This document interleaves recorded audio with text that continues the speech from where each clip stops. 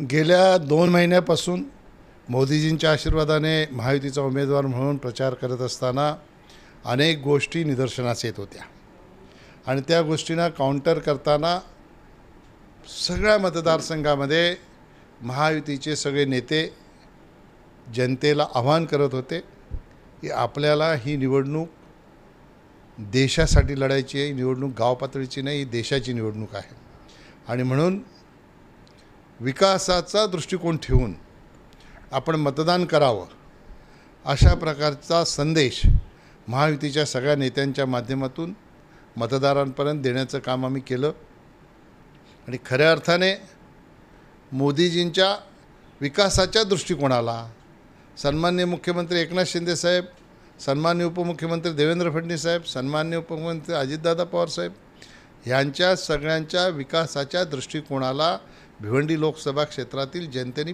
भरभरून प्रतिसाद दिला. म्हणून मतदानाचं पर्सेंटेज हे आपल्याला वाढलेलं दिसते.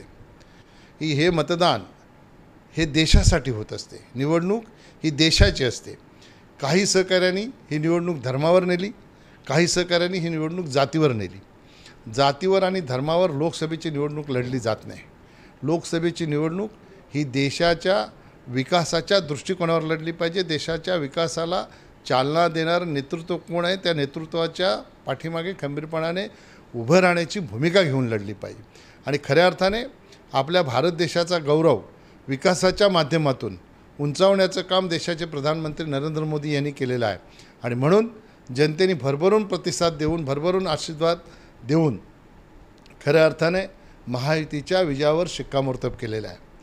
मला विश्वास आहे की भिवंडीच्या जनतेने तिसऱ्यांदा माझी हॅट्रिक करण्यासाठी मला आशीर्वाद दिलेला आहे.